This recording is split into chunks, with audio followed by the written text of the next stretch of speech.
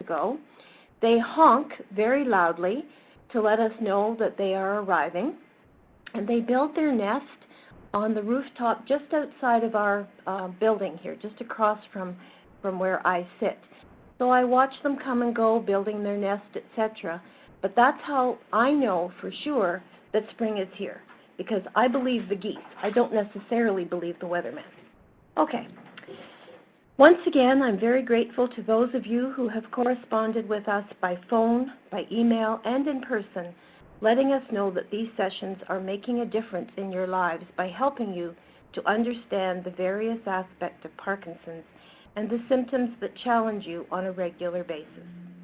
I also appreciate the questions you send in to my Executive Director, Debbie Davis, who kindly passes them on to me. So once again, Debbie's email address is debbie.davis@parkinson.ca. So please keep those questions coming in.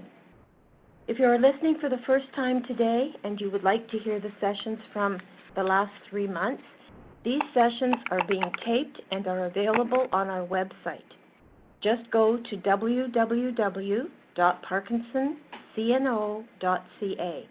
Click on PDTV along the right-hand side of the home page, and you'll find the link in the middle of the page, Sandy's Lunchtime Presentations.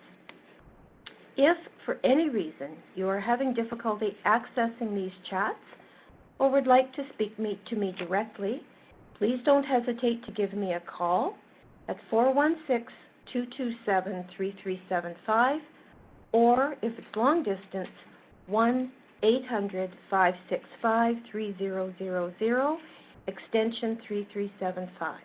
I would be very happy to hear from you. As April is Parkinson's Awareness Month, in honor of Dr. James Parkinson, who was born on April 11th, 1755 in London, England, I wanted to start today's chat with a bit of background about the history of Parkinson's disease, including treatment and research. I have no doubt that some of you on the line today have absolutely no interest in this topic, but please don't hang up. Just bear with me for a few minutes, because the other part of my chat today is about some of the psychiatric symptoms and behavioral changes, a topic that may be of interest.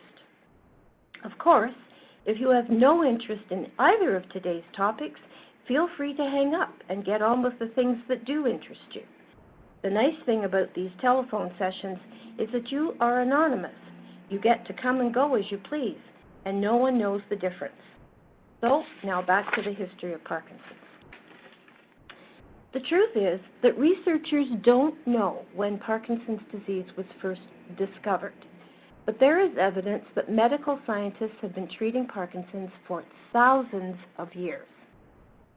Symptoms and possible treatments for Parkinson's are discussed in Ayurveda, which is an ancient Indian medical practice that has been around since 5000 BC.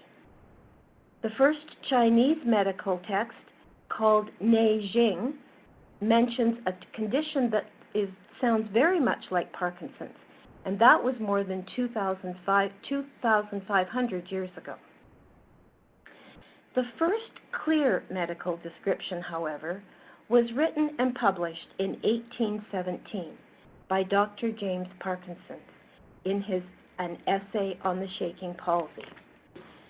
Parkinson was a doctor in London, England, who observed what are now known as the classic symptoms of Parkinson's disease in 3 of his patients. At the same time, he observed 3 other people at a distance as he walked around the streets of London, who also had the classic symptoms. I am referring to the characteristic resting tremor, rigidity, abnormal posture and gait, and diminished muscle strength, as well as the very slow progression that he observed in these 6 people. Although Dr. Parkinson encouraged the medical community to study this condition, his essays and findings received very little attention until 1861, 40 years later. Between 1861 and 1881, several neurologists, in particular a French neurologist by the name of Jean Charcot, used Parkinson's observations as a base point and advanced the understanding of Parkinson's disease, distinguishing between rigidity, weakness, and slowness of movement. It was Jean Charcot who championed the renaming of this disease in honor of Dr. James Parkinson. In spite of ongoing research and a variety of treatments and trials, I hasten to add, with many errors along the way, that there really weren't any effective treatments for Parkinson's for many decades. In fact, it was thought to be a terminal illness, and that is why it received very little interest, because doctors felt and researchers felt really there was nothing that could be done. Time does not permit me to list many of the previous treatment trials, but I'd like to share a couple of ones that I found to be particularly interesting. Keep in mind that the neurologists who were trying these various therapies continue to this day to be very well respected in the field. So these trials were being done by brilliant geniuses back in the day. The first one I want to tell you about was performed by Dr. Charcot, that French neurologist I mentioned a few minutes ago, who really advanced the understanding of Parkinson's symptoms in the 1800s, based on Dr. James Parkinson's original findings.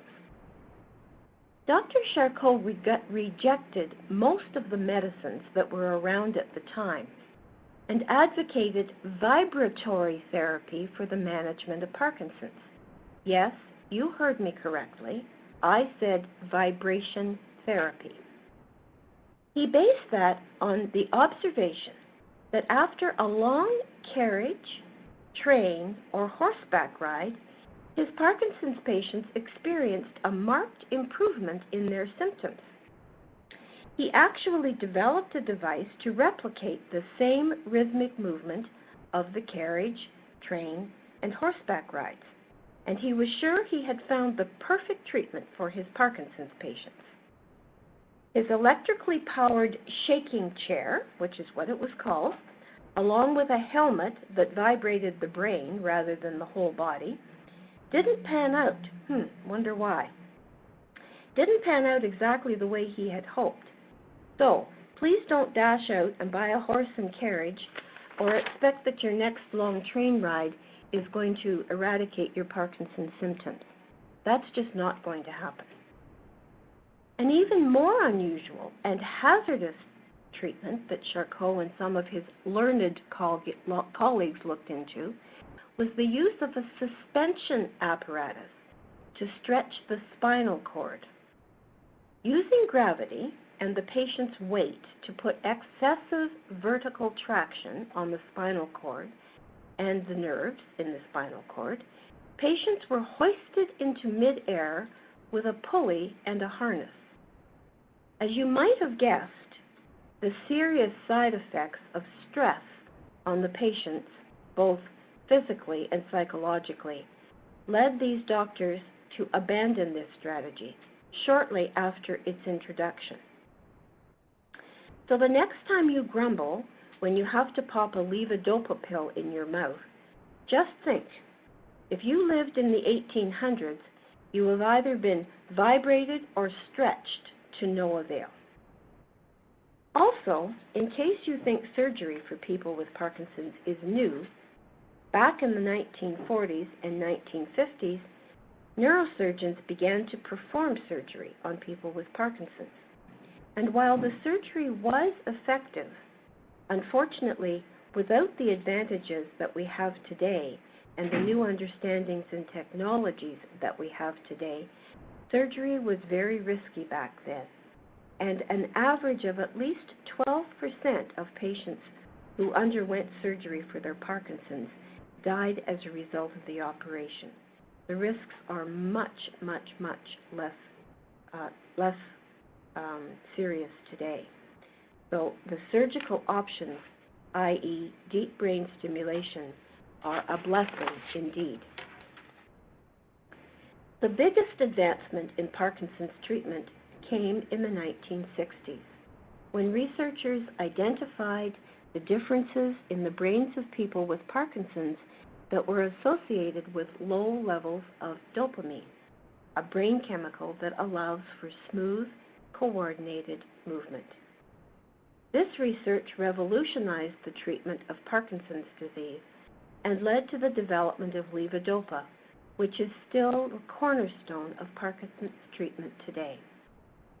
In 1961, once researchers proved that levodopa was the forerunner to the production of dopamine, human clinical trials were started, and the following results were published and relate to patients who had only been diagnosed for a few short years. And I quote, "Bedridden patients who were unable to sit up, patients who could not stand up when seated, and patients who, when standing, could not start walking at all, performed all of these activities with ease after being given levodopa. They walked around with normal movements, and they could even run and jump. The voiceless, slurred, and unclear speech became forceful and clear as in a normal person," unquote. Clinical trials continued over the next few years, which confirmed both short and long-term benefits of levodopa. And in 1969, levodopa was established as the premier agent to treat Parkinson's symptoms, a description that it maintains to this day. Since that time, the late 1960s, new medications and formulations have been developed, many of which play a part in the management of Parkinson's symptoms. But none of these discoveries rival the discovery of the miracle we now know of as levodopa. It was a miracle indeed, and I consider myself blessed to have witnessed this miracle firsthand in my personal life.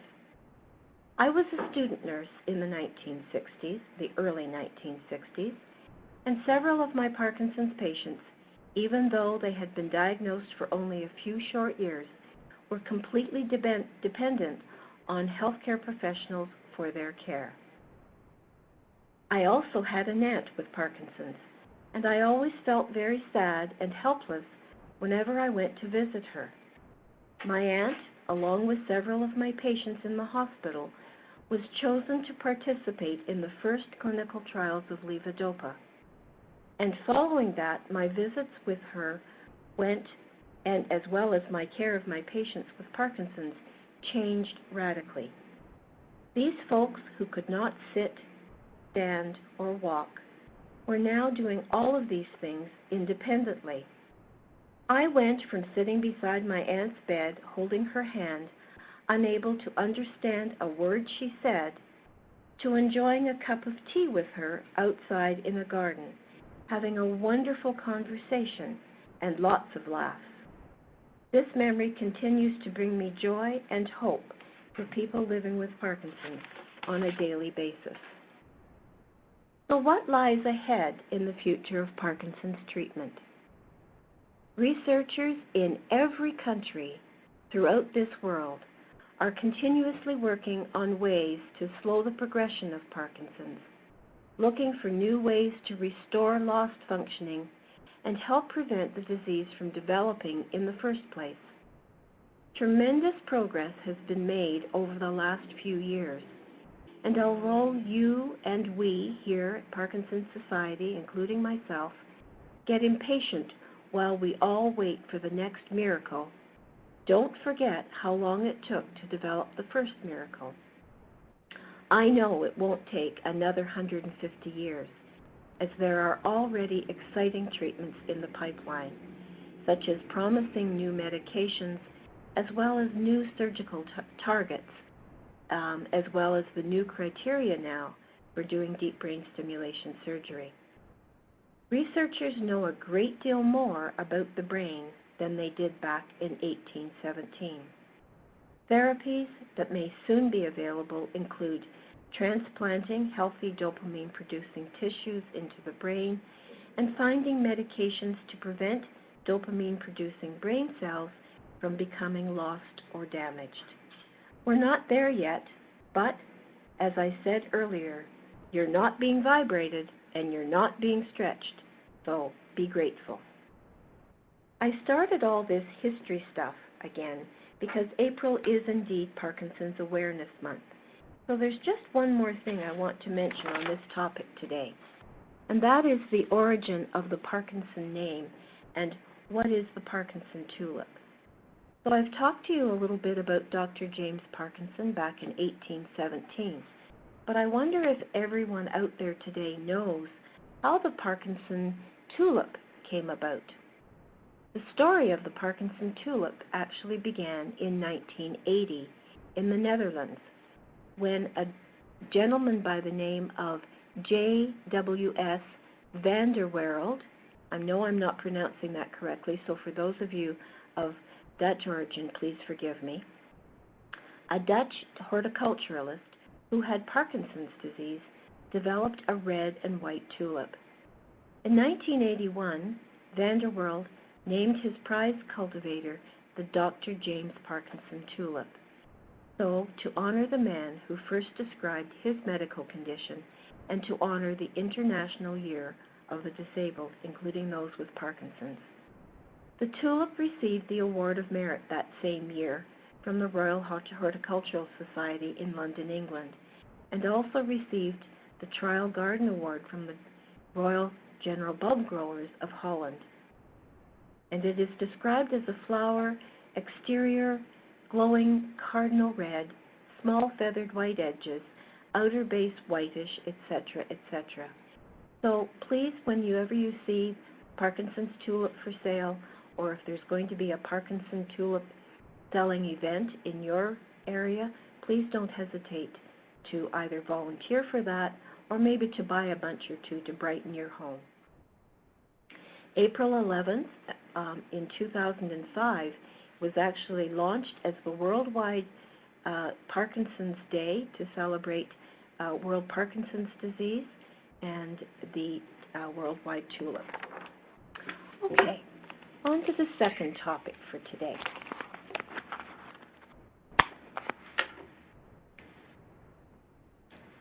I don't know about you, but it was of great relief for me to read this following statement that I came across. Forgetting some information sometimes is normal as we age, and don't I know it?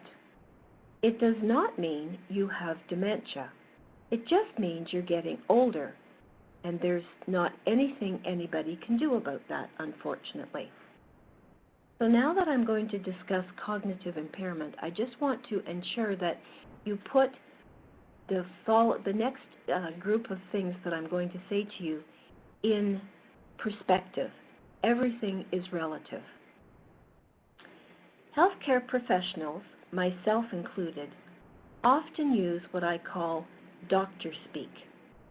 That is, we use medical terms, phrases, and words, forgetting that to those individuals who are not in the medical field, we are speaking a foreign language, which indeed is a waste of everyone's time. So today, I'm going to start with what is, in my opinion, one of the scariest medical phrases we often use without thinking: cognitive impairment. I believe that when many people hear the words cognitive impairment, they automatically think it means they have dementia, and that is simply not true. Let me explain using some of the contents in the non-motor guide as well as some other documentation. Cognitive impairment simply means problems with thinking and understanding that actually affects a large percentage of people in the general population and certainly a large percentage of people with Parkinson's. Just because you have Parkinson's does not prevent you from having some of these other concerns as well. These problems can and often are even more disabling than the movement or motor problems and difficulties. These problems may be part of the illness, or they may result from treatment. I will now list some of the common symptoms of cognitive impairment to ensure that we're all on the same page. And these symptoms that I'm going to talk about now are under the umbrella of mild cognitive impairment. These include problems with memory and the ability to concentrate and pay attention that are bothersome but don't really affect daily life. Difficulty with planning and arranging events in chronological order. I think a good example of this is someone, if you're a good cook or you love to throw big parties and you do the cooking for those things. In order to be able to have a dinner party, one has to be able to plan who you're going to invite. Of course, first and foremost, it's no point having lots of food without people who are coming, so you need to plan your invitation list and send it out. You need to plan your memory. See what I talked about a few minutes ago? I lose it too, guys. Sorry. You need to plan your menu would be the word I was trying to say. Okay. And then once you've decided on what you're going to serve, you need to buy the ingredients to go into the recipes for that menu. Then you need to be able to bring it all home, put it all together, and in the past, I'm sure you will have no problem putting together those recipes and producing wonderful meals. But you see all the steps it can take just to plan something that maybe used to be easier for you, planning a dinner party? Even having one couple for dinner is a challenge for me sometimes. So this kind of planning and arranging in chronological order, no point in sending out the invitation after the fact is what I'm talking about, can be very difficult for people with cognitive impairment. Does that mean you don't have friends over? No, you just plan it differently. Okay. Difficulty following a conversation in a large group. Often this goes hand in hand with slowness of thought and expressing thoughts. So, for example, you're out with friends for the evening, and there are several conversations going on around the room. You're having some difficulty keeping up, and by the time you process the information and want to express your thoughts, because you do find that you have things that you'd like to say, unfortunately, the conversation has gone on and everyone is talking about a completely different topic. This often leads to isolation, and people with Parkinson's feel there's no point in going out, as they can't even participate in the conversation anymore.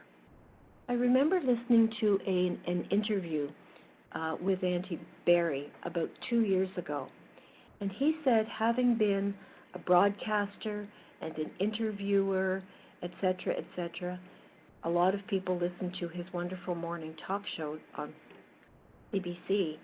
He found this problem absolutely forced him to isolate himself. He actually went and lived alone on a farm outside of Toronto because he just couldn't keep up with the conversation. He had to turn down a lot of invitations that he received because this was a big problem for him and one that he just simply couldn't come to terms with because he just couldn't keep up with the conversation. Another problem when we come to mild cognitive impairment is difficulty changing topics quickly or even losing your train of thought when you're talking. I do that all the time. I call it getting derailed, and I count on other people to get me back on track. Difficulty making decisions can be another problem. So you may have been a person in the past, especially if you were out in the working field, that you were able to make snap decisions about all kinds of things. But now making those decisions, you're more hesitant. You don't have the same confidence in yourself that you used to have. Solving complex problems can certainly be very challenging. Problems with word finding. I call it the tip of the tongue syndrome. You know what you want to say, it's right on the tip of your tongue. Do you think you can utter it or get it out there? Not right now, you can't. So some memory issues are also involved with mild cognitive impairment, forgetfulness, problems with retrieving learned information. I call it trying to retrieve memory from the memory bank. Sometimes when I'm trying to remember something, I go to the memory bank, but the teller at that particular memory wicket isn't available right now. So I basically have to leave the bank without being able to retrieve my memory until the teller comes back on duty. That happens to me quite often, actually. But do I worry about it? No, I just think, okay, it'll come back to me at some point.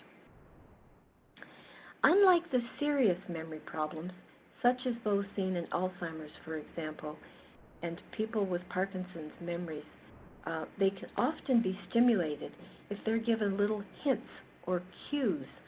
I refer to this as cueing.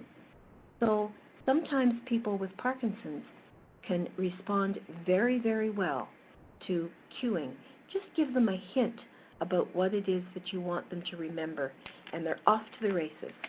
But that wouldn't happen if the memory problems are indeed very significant and very severe.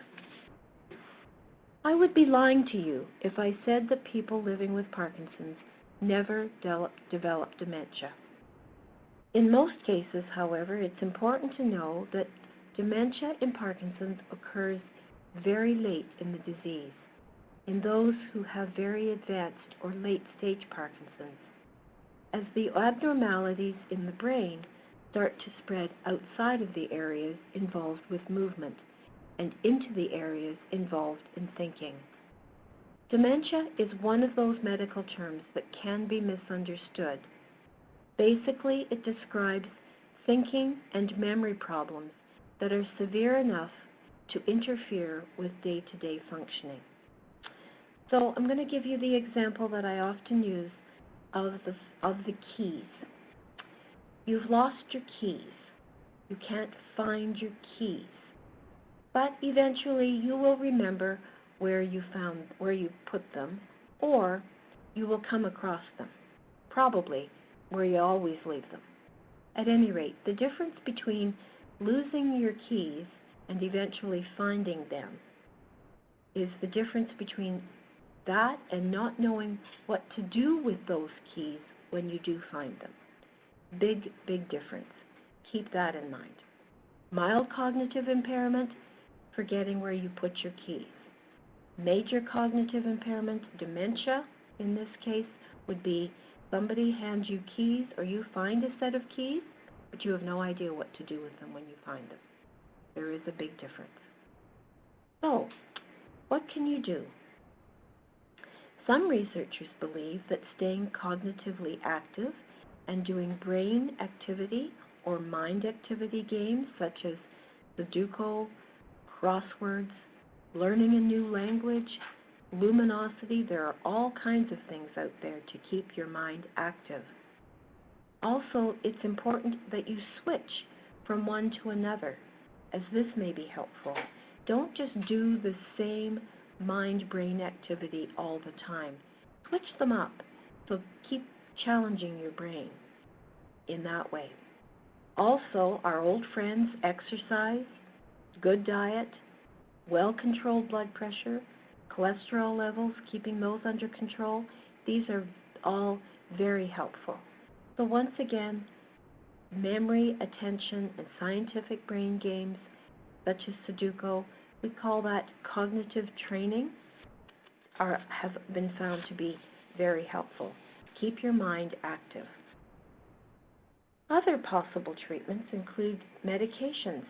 There are several out there, Aricept, Exelon are two of them, but if you're finding that these are severe challenges for you and are really affecting your day-to-day life, please talk to your doctor about your cognitive function. It is important to note also that some medications used to treat other features of Parkinson's, such as medications for sleep problems and anxiety, sometimes worsen your cognition. So make sure that your doctor knows all the medications that you are taking.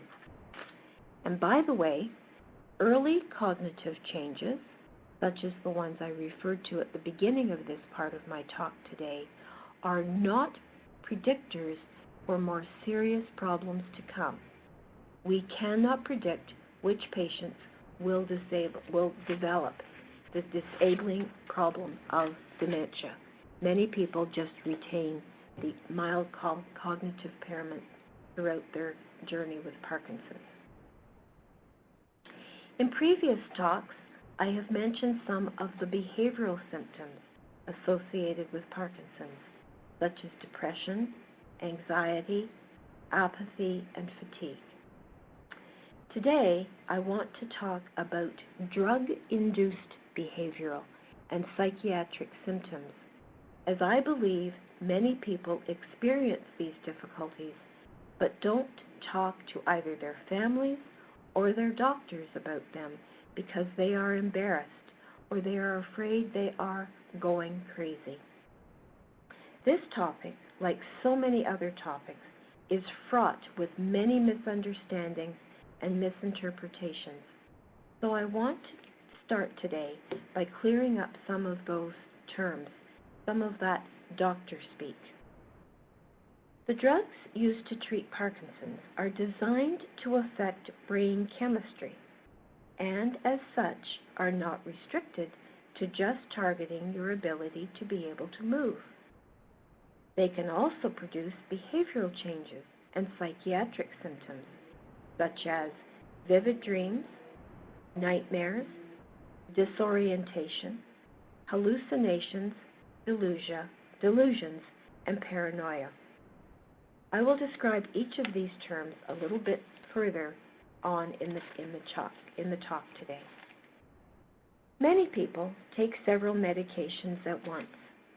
Perhaps you take levodopa to increase the amount of dopamine in your brain so you can move more easily. Another drug to help levodopa to work to its full potential.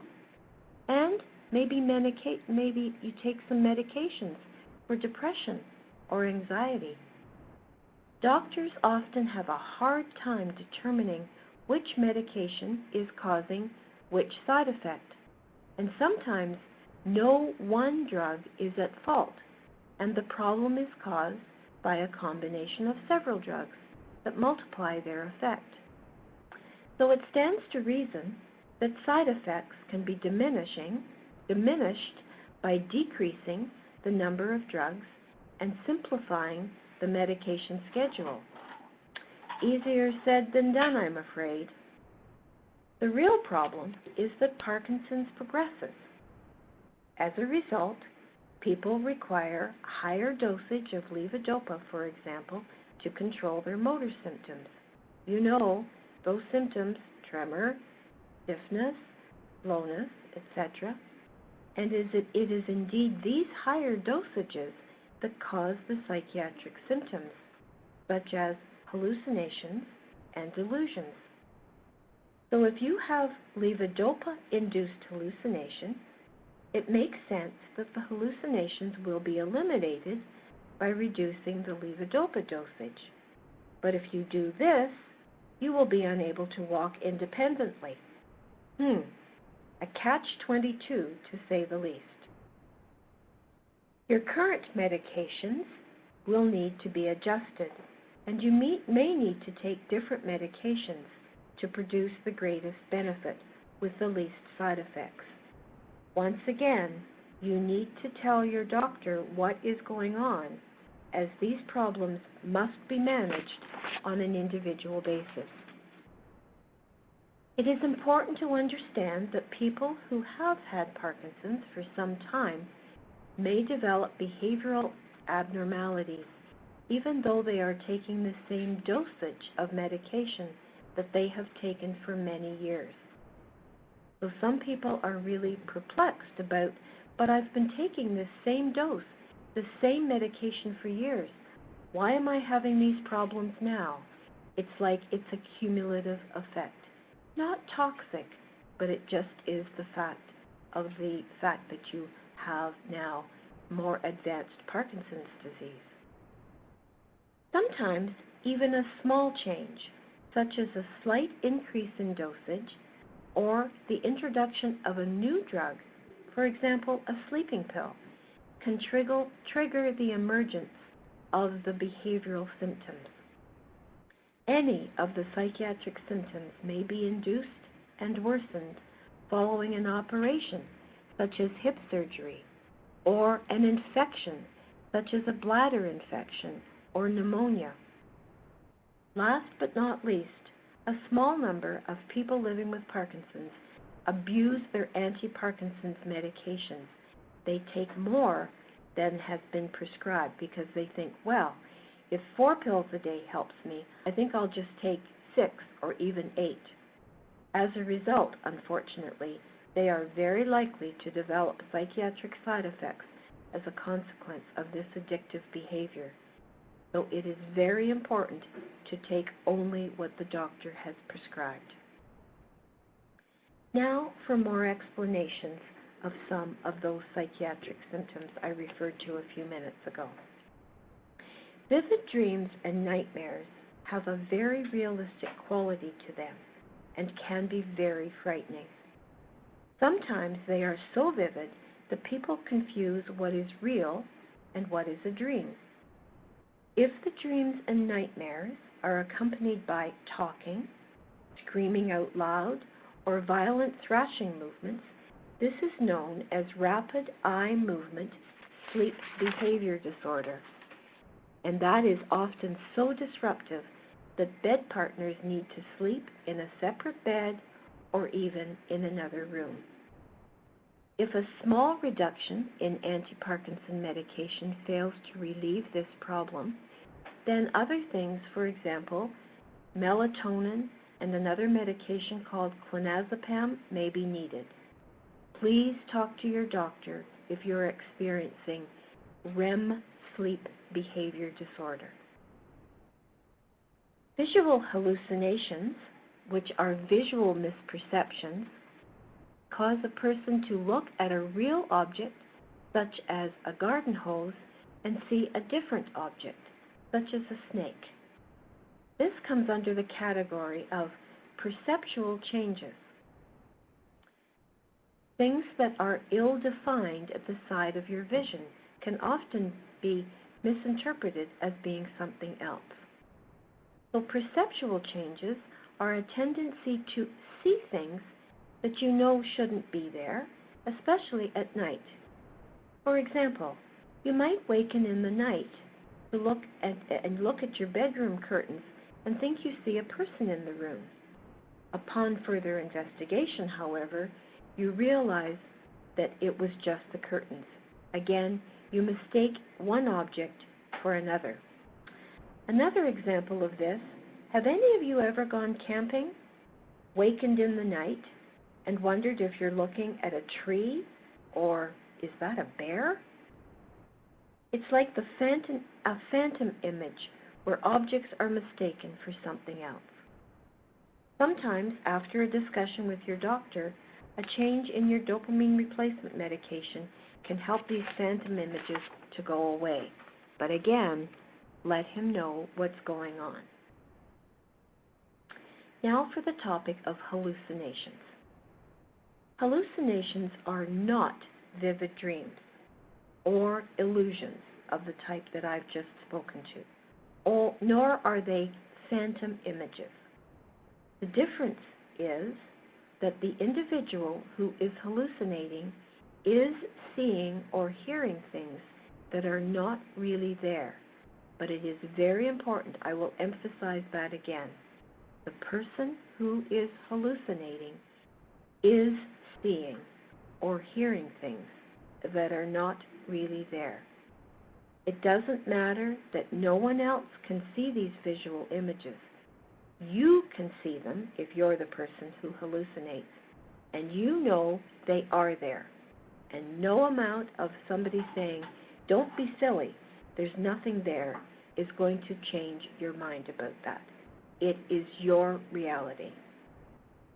In Parkinson's hallucinations, almost all are always visual. Again, you see things that are not there. They usually begin as minor and can be very non-threatening at the beginning. Maybe you see an insect, a spot on the wall or the floor that moves, and these images can progress. Maybe you see little children, miniature people, or even small animals. These are known as benign, and they are not bothersome or problematic. These hallucinations are partly related to Parkinson's, affecting the areas of the brain involved in interpretation of visual images, and are partially related to medications that I've already talked about today. Not all hallucinations need to be treated. The benign ones don't need to be treated unless they are really bothering you. Seeing little animals or little children may not be the least bit bothersome, so they don't really need to be treated. But please don't be afraid to talk about them, because if they progress, can become something more severe, then your family and your doctor needs to be aware of what it is that you are seeing. These can often be helped, so again, discuss them with your doctor. You are not crazy. You wouldn't hesitate to talk to your doctor about your tremor or about your stiffness, so please don't hesitate to talk about your hallucinations. They are another symptom, and they can be treated. If the hallucinations are a problem, your doctor may try reducing some of your medications, but if this makes you too slow, too stiff, or increases your tremor too much, your doctor may prescribe an antipsychotic medication, such as clozapine or Seroquel. There are other medications that can also help. Let your doctor know. The last psychiatric symptom I'm going to discuss today are delusions. Delusions are quite rare in Parkinson's disease, but they do occur, and they can be very troubling for not only the person who has the delusions, but certainly for the family members as well. Delusions are false beliefs that are not based in reality or fact. As I've said, they're uncommon, but they're very problematic. These, like hallucinations, mainly occur in advanced Parkinson's. Individuals with Parkinson's who have delusions become very suspicious, and the suspicions are most often directed at family members. For example, the person with Parkinson's will accuse their spouse of having an affair, or they may think that money is being stolen from out of their bank account or out of their wallet. A person who has delusions may also feel unfairly persecuted. They experience what are called paranoid delusions. They think that decisions have been made that are unfair to them.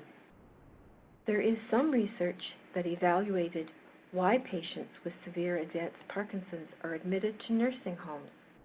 And to be honest with you, the most common reason was hallucinations and delusions, as families were unable to deal or to manage these symptoms at home. Fortunately, and I want to emphasize this, that these set of complex problems can be dealt with, but again, you need to talk about them. Doctors can't treat what they don't know about, and you don't need to suffer. So just to summarize, hallucinations and delusions may be eliminated or reduced in severity by changing, reducing, or eliminating some of your anti-Parkinson's medications, like your levodopa, for example. If anti-Parkinson's medications can't be eliminated because of an unacceptable increase in your motor symptoms, a number of drugs are available for treating these psychotic symptoms. The key point here is that low dopamine levels cause Parkinson's symptoms. High dopamine levels cause psychosis. It truly is a catch-22, but there are treatment options. Don't keep these problems to yourself. It's not your fault. You're not going crazy, and you can get the help you need. For those of you caregivers out there, if you are having difficulty in knowing how to react and respond to your loved one who may be having hallucinations or delusions, I do have a tip sheet. So again, use the information that we provided with you. Either write to Debbie Davis and ask her for the tip sheet, or call me and I'll be happy to send it to you. Okay, that's all for that part of my prepared presentation for today. So I just want to go over some of the questions. Oh, hang on a second. Okay, sorry. Okay, are we back online? You're back online. Okay, thanks.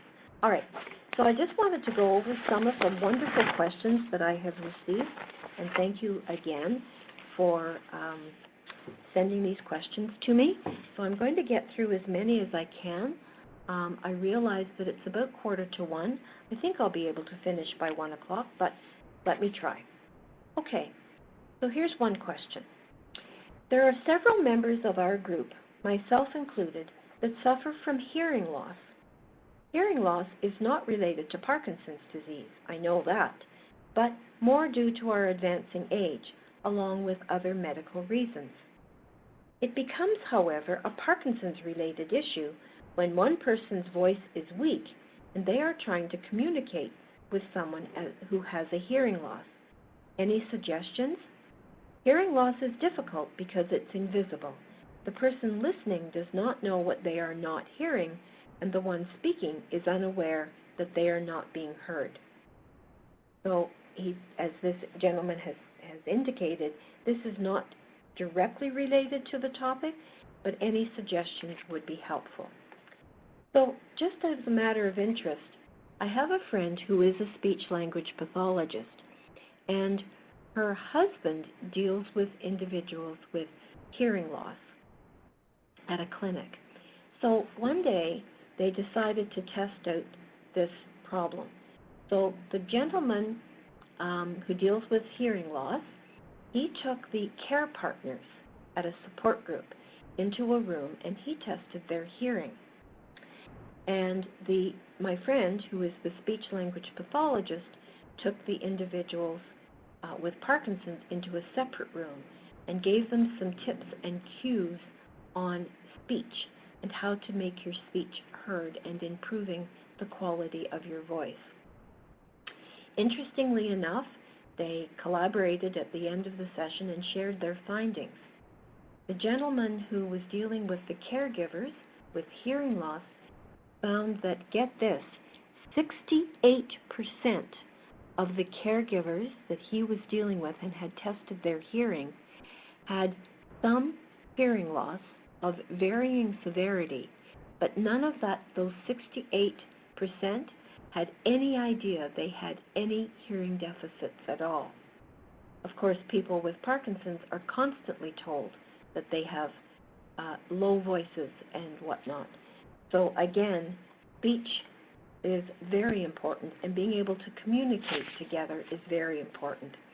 So I guess the lesson learned here is that people with Parkinson's need to ensure that their voice is enhanced by having speech language pathology lessons in voice, and as well, everybody as we age needs to have a hearing test, I should say. So I dealt with voice and speech last time around, and for any individuals who would like, I can send you the 2 tip sheets that I had after that session on voice and Parkinson's disease, speech problems and Parkinson's, and bottom line is there isn't any therapy other than a hearing aid for hearing loss. So I encourage you to go out and get a hearing test. So, for example, on the tip sheet, I just wanted to say, it says, some of the cueing here things are, my husband or my wife needs a hearing aid. I just want to get what I ordered in the restaurant. I don't answer the phone anymore. I used to go for coffee, but I stopped because my friends can't hear me. I speak, but nobody responds. It's like I'm not even there. I can't imagine anything worse personally. So again, these things all mean that you need to have an evaluation and speech therapy. So please address these issues. Also, there are classes out there, music therapy, etc., that can also enhance your speech. So again, if you would like further information on this one, please don't hesitate to ask me. So I received a question around this gentleman who, the good news is, he was diagnosed about 4 years ago, and coincidentally 6 months before his diagnosis, he took up Tai Chi, and he actually did some years ago, but he'd gotten away from it. But now that he's back doing his Tai Chi, he has no problems with balance, and he's also practicing something that we call mindfulness meditation. Mindfulness medication. I've got medication on the mind today. At any rate, he was wondering about something called neuroplasticity and exercises for that. I'm going to talk about exercise in my next session. So hang in there. Bottom line is that all exercise is important, but I just want to debunk the myth about this new word in all of our vocabularies now called neuroplasticity. What is it and what does it mean? I'm going to address that next time. Another question that I had is about wondering how sensitive is Cinemet to even small quantities of protein. This gentleman has stated that he can see that a big steak dinner or something that contains a lot of protein, the half hour before or 2 hours after his dose would interfere with his Parkinson's medications. But again, he's in the habit of having some snacks in the morning or afternoon that do contain small amounts of protein. And he feels that the fact that he shouldn't have any protein interferes with his ability to be able to basically enjoy life. The truth of the matter is that there are only so many receptors in the digestive tract, and any amino acid, which is what the protein in the food turns into, as well as the amino acid that your Parkinson's medication turns into, can sometimes leave your medication sitting in the gut where you don't want it to be, as it will, if your medication does not start working and providing symptom relief until all the protein is out of the system. So if this gentleman has further questions on that, I would be happy to provide him with a sheet on medication absorption concerns and whether or not. But the bottom line is any protein can interfere with the absorption of your medication. So a couple more things, and then we're going to have to close for today. One is a lady kindly sent me a tip. And by the way, don't just send me questions. If you have found tips of how you live well with Parkinson's, etc., please don't hesitate to share those with me as well. I'd be happy to pass those on. We all know that everybody with Parkinson's is different, but any and all tips that you find helpful, I'm sure other people would find helpful as well. So don't hesitate to share them. So a lady shared with me after last month's session on drooling and related problems. She said her nighttime solution has been a baby soother. She pins it to her jammies, as she calls them, into her pajamas, so that it doesn't get lost in the bed. But she finds if she puts something in her mouth, and in this case, it's a nighttime baby soother routine, she finds that really helps so that she doesn't waken with a very, very wet pillow in the morning. This lady has also made other suggestions, and I'm going to try to get in touch with her if I can, because she's asking for some of our handouts, such as the preparation for a neurology appointment, nutrition, diet management, etc. So I'm going to contact this individual and make sure that she has some of our tip sheets. So another gentleman asked me about exercise that's good for Parkinson's, and as I said, I'm going to deal with some exercise questions next time. He wanted me to ask, to talk a little bit about the value of walking poles. So again, for this gentleman, the effects of flexibility, walking, Nordic walking with Parkinson's disease, I was able to come up with at least 6 different very promising research results comparing exercise and Parkinson's and walking and the influence of Nordic walking, training, etc. That so obviously there's a lot of researchers looking at this, and the reality is that all the results are extremely positive.